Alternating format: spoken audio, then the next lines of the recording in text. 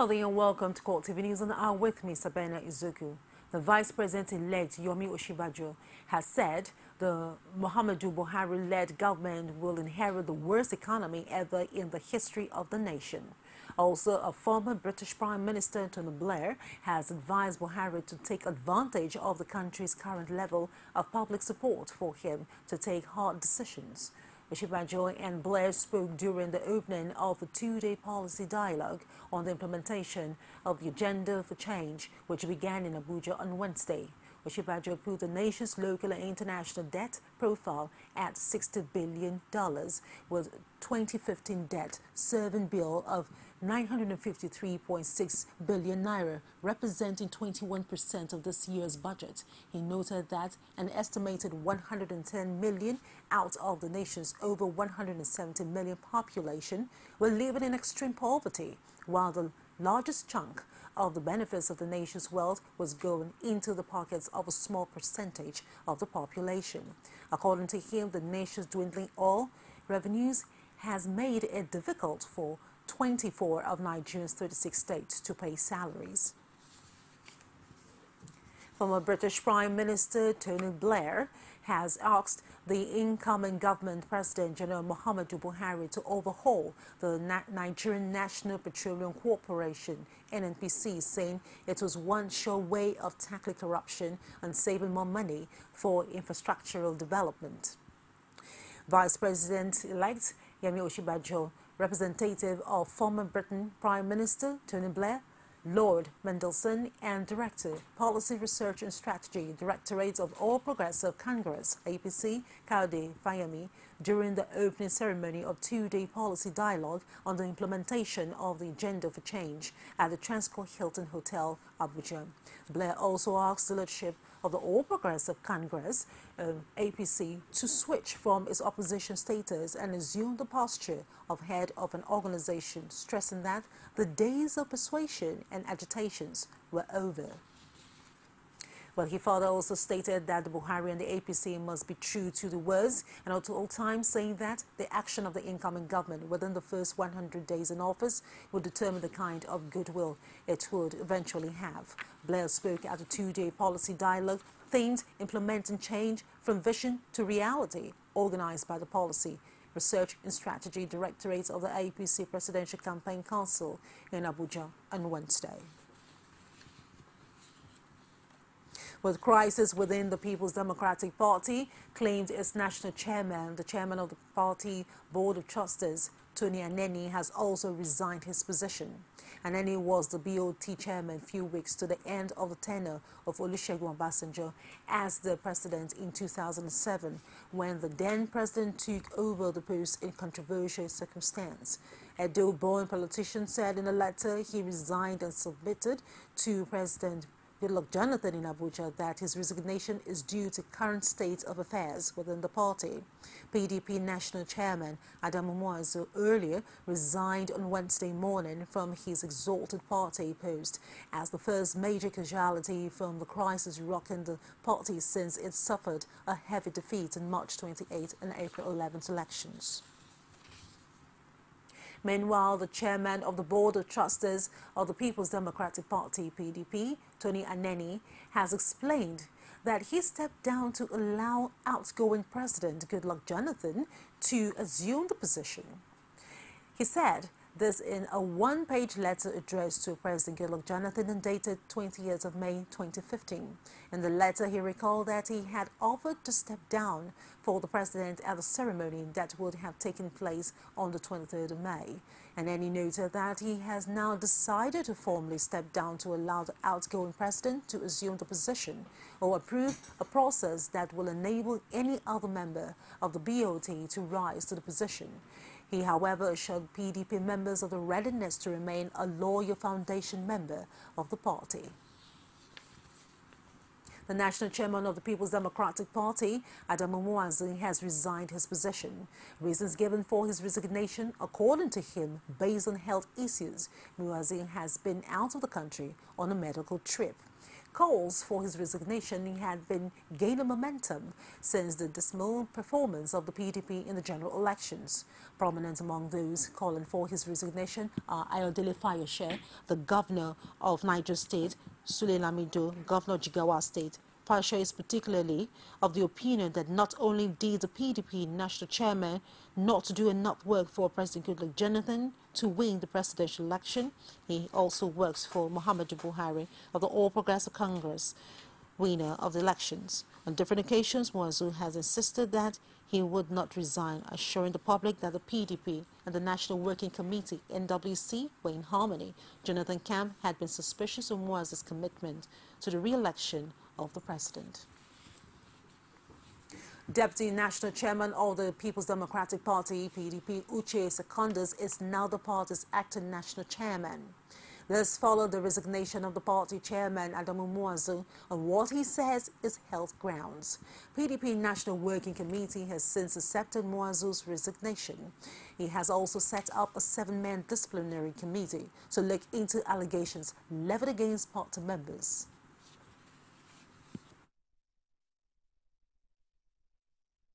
The National Working Committee of the People's Democratic Party at its 399th meeting today, Wednesday, May 20, 2015, received and accepted the voluntary resignation of the National Chairman of our great party, His Excellency Alhaji Ahmadu Adamu Muazu. Consequently, and in line with the provisions of Section 45(2) of the PDP Constitution, the Deputy National Chairman, Prince Uche Secondus, acts in place of the National Chairman pending a replacement from the northeast zone of our great country. On the correct position of the status of our revered leader, the Chairman of the Board of Trustees of the PDP, the National Working Committee will make its position public tomorrow, Thursday, May 21st, 2015, because our meeting continues tomorrow. Furthermore, the National Working Committee expressed complete confidence of the party in the National Publicity Secretary, Chief Olisamitu. We also commended him for his outstanding performance, exemplary commitment and sacrifices, particularly in the ways and manner with which he conducts the affairs of the Publicity Directorate in projecting the positive image of the party and the government it had the honor of forming.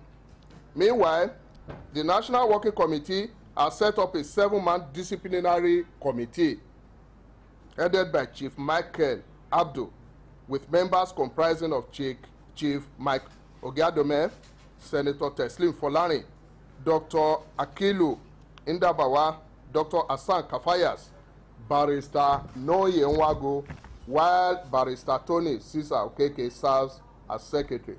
The committee will be inaugurated on Tuesday, May 26, 2015, at the National Secretariat in Wadata Plaza here.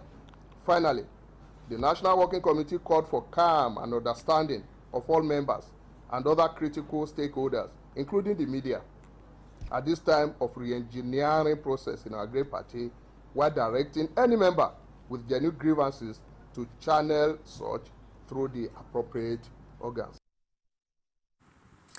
Ekiti State Governor Ayodele Fayose says the resignation of the national chairman of the People's Democratic Party, Adamu Muazu, is a good thing for the party. Speaking through his chief press secretary, Idowu Adelusi, in Ado-Ekiti, Fayose said Muazu's resignation is a welcome development. He added that when a political party loses an election, the moral thing for the leadership of that party is to quit office. Adelusi said the development will not in any way affect his boss relationship with Muazu. He said the Ekiti State Governor supported the call for his resignation in the interest of the party, while Muazu, according to him, also resigned in the interest of the party. So both of them are fighting for the interests of the party. You're watching CoreTV News, and I will take a short break, and when we return, there'll be more stories for you. Don't go away. Women share the most amazing thoughts on national issues, and they do it passionately. For most men that are educated, that are exposed, would not we see nothing to it. The population and the level of poverty made me cry. No infrastructural development whatsoever. And you tell me Lagos is working? That was an accident. And it was a one-off thing. Other than that, there has never been any situation in Nigeria where a Nigerian attacked anybody just because of where they came from. Sharing the adorable word of women in politics every week, only on CoreTV News. Welcome back to the news. For more information, you can reach us on any of our social media platform, and that's on facebook.com/CoreTV News, and on our Twitter handle at CoreTV News NG. For news updates and other programs, you can stream us live on youtube.com/CoreTV. Leave a space in the news. The outgoing government has concluded plans to give President-elect Muhammadu Buhari an official tour of the facilities at the presidential villa ahead of the May 29th handover. The Information Minister, Patricia Akwashiki, told State House correspondent that the President Goodluck Jonathan and his deputy, Namadi Sambo, will conduct the President-elect Muhammadu Buhari and his deputy, Yemi Osinbajo, around the villa on the 28th of May. The President presided over the council meeting today with the Vice President and most honorable ministers in attendance. The deliberation today was taken up by the preparation for transition, and the SGF briefed the council as follows: that on the 28th of May, there will be one inspection tour by the President in company of the Vice President, with the President-elect and his Vice President. There will be a tour of the facilities of the villa. Thereafter, there will be a small handing over ceremony in the council chamber, where the President will hand over the briefs collected by MDAs and government agencies to the incoming administration.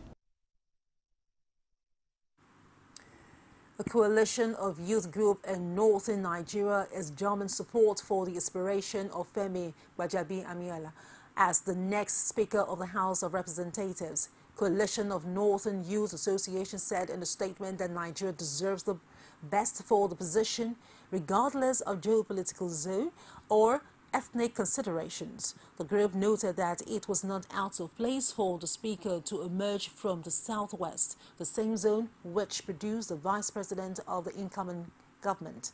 According to the group, National President Abubakar Mohammed, the Southwest deserves to be the National President Abubakar Mohammed, the Southwest deserves to be well compensated for ensuring what he described as landslide victory for Buhari during the presidential polls. The Senate has held a valedictory session in honor of two of its members, Senator Uche Chukwumerije and Ahmed Zana.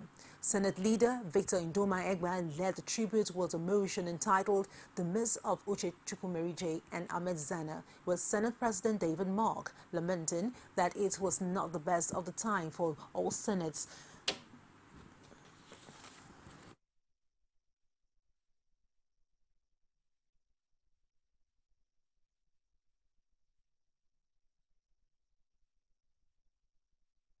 Chukwumerije, like Professor Adeye say, and all of you are aware, was the chairman of the Senate Committee on Education. He was determined to improve the level of education in this country. He always told me that he wanted to do everything possible so that those old good days of the University of Ibadan will come back. On one of the occasions, I asked him, Uche, did you go to the best school in this country? He said, which was the best school? I said, the school is in Zaria. He said, please, I don't want to hear that. You military people are fond of indoctrination, and you want to indoctrinate me. I know where the best school is. It's in Ibadan. But truly, he was passionate about raising the standard of education in this country. Zana, as soon as he came into the Senate, related very closely with me. Again, the testimony given here about Zana's level of the number of things that he was aware of in the activities of Boko Haram is difficult to comprehend. The souls of our departed colleagues rest in perfect peace. Amen. With legal matters, the Federal High Court in Abuja has fixed June 2nd and 3rd to determine whether the statement tendered against Aminu Oguche, the alleged mastermind of the 2014 Yanyan bus terminal bombing, and 5 others, was obtained under duress. Prosecution counsel Mohammed Diri tendered as exhibit written confessions allegedly made by the accused persons during interrogations with officials of Department of State Service. But defense counsel Ahmed Raji urged the court not to admit the alleged statement made in Hausa and English on the grounds that the suspects were beaten and tortured. The trial judge, Justice Ahmed Mohammed, in a short ruling, ordered for a trial within to determine whether the suspect voluntarily made a confession. The PWM continued giving evidence, and then the prosecutor sought to tender the confessional statement, the alleged confessional statement of the accused persons. And then we took objections on the ground that the statements were made under torture, coercion, and then they were not voluntary. And the court, in its wisdom, now adjourned to determine the voluntariness or otherwise of those confessional statements to the 2nd and 3rd of June 2015.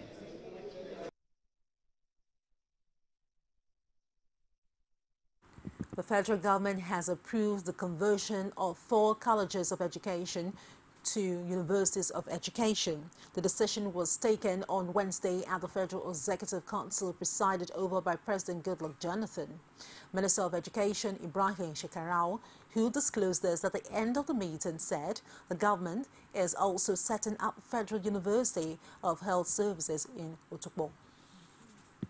And one of the major highlights was that the council approved the conversion of 4 old federal colleges of education to new universities of education. These colleges are Adeyemi College of Education in Ondo. Is now approved to be converted to Adeyemi University of Education, Ondo. The Federal College of Education, Zaria, will now be Federal University of Education, Zaria. 3, Federal College of Education, Kano, has now been converted to Federal University of Education, Kano. And 4, Alvan Ikoku College of Education, Owerri, is now approved as a university to be known as Alvan Ikoku University of Education. Then secondly, a brand new University of Health Sciences has also been approved and established. This is the Federal University of Health Sciences, Otukpo, in Benue State.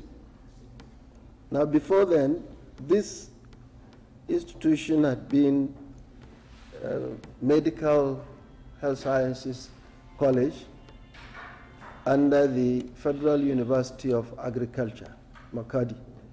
It has been granted an autonomy of its own now as part of the continuous effort to ensure quality graduates into the various fields of the medicine and the sciences. So Council has granted approval for the establishment of Federal University of Health Sciences, Otukpo. Lagos Metropolitan Area Transport Authority, Lamata, has fulfilled its promise of rebuilding better stalls for traders whose stalls and shops were destroyed during the construction of the BRT lanes at Ikorodu. Our correspondent, Patience Ajiboye, was at the stakeholders forum for road widening on the Ikorodu Mile 12 road and brought back this report. Traders at the Ikorodu roundabout in Ikorodu town have had their joy doubled following the fulfillment of Lamata and the Lagos State government in the construction of better stalls for them, as promised after the stalls were destroyed. The traders who used to occupy makeshift stalls on the road and were a major cause of traffic jam on the road were evacuated in the year 2012 to allow the construction of BRT lanes.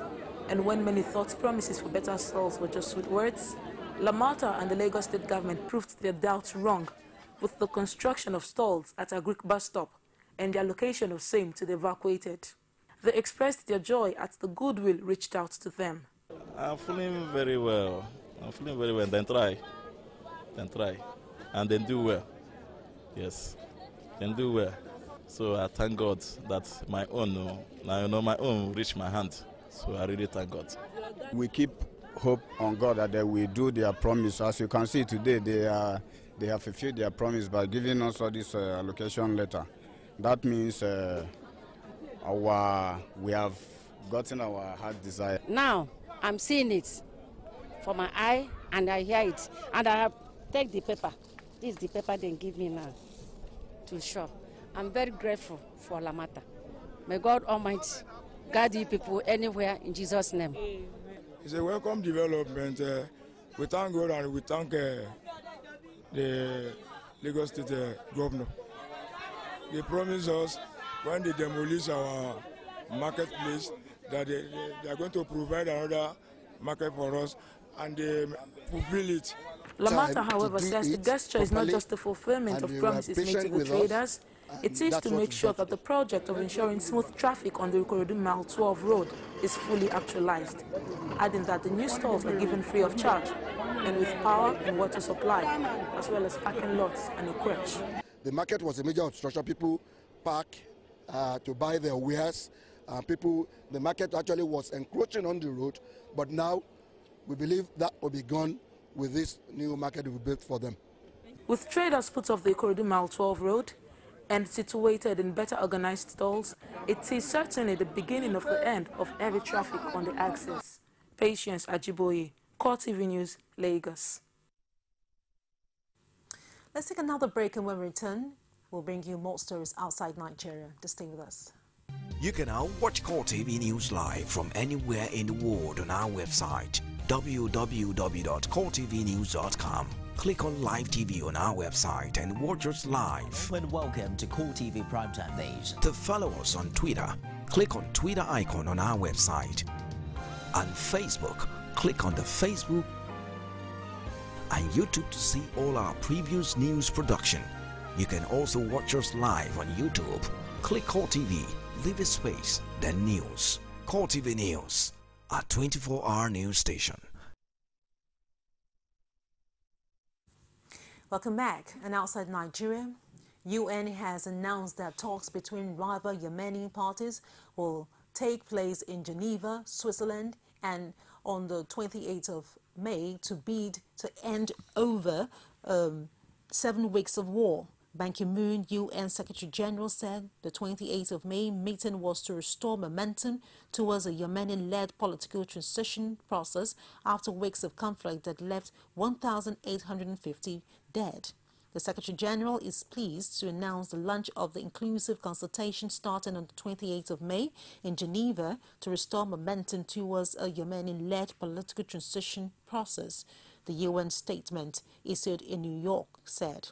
It said the initiative will bring together the Yemeni government and other parties, including the Houthis, followed extensive consultation by the Secretary General's Special Envoy to Yemen, Ismail ul-Sheikh Ahmed. The announcement came after a 3-day Riyadh conference for saving Yemen and building federal state ended with a final declaration which emphasized a federal nature of Yemen's future state. The 3-day conference had been due to be announced last week, but the UN demanded that there be a halt in fighting for the talks to go ahead. And that's it at the news at 1. Do join us at 3 for more updates. I am Sabina Izuki, and thank you very much indeed for watching.